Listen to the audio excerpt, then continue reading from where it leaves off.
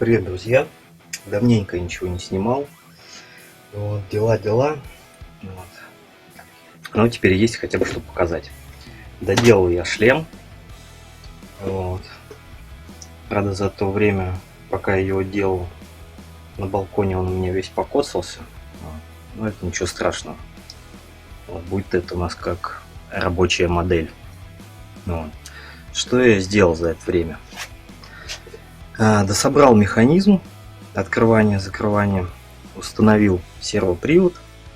Наконец-то все с Китая пришло, вся электроника. Установил ардуинку, вот, кнопочку сенсорную, доделал глаза, тоже опять же с включением сенсорной кнопки. Вот, сейчас покажу, как все это дело у нас работает. Вот. То есть датчик у нас на включение глаз сверху, датчик на открытие забрала, вот здесь вот где щека. Да? Как это все у нас работает? Нажимаешь сюда, загораются у нас глазки. Опять же тухнет. Вот. Чтобы открыть у нас открыть шлем, да, нужно прикоснуться к датчику. Так. Работает это примерно вот так.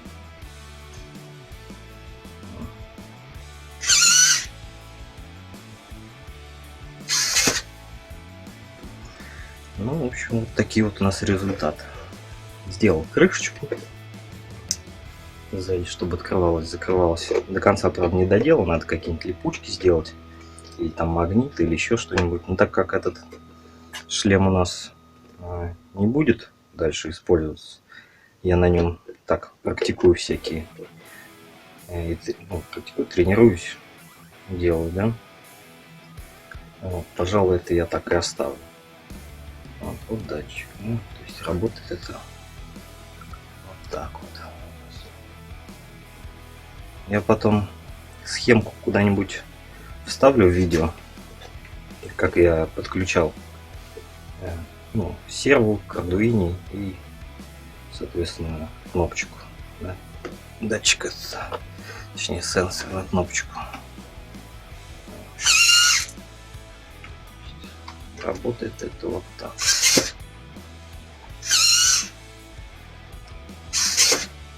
Ну и, соответственно, тоже где-нибудь выложу. Ну вот здесь видно, да, какая серва.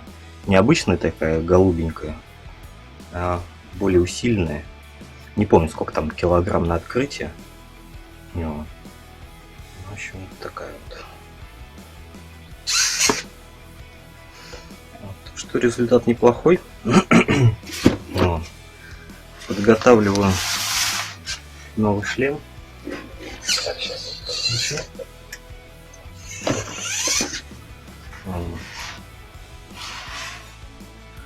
Сделал уже,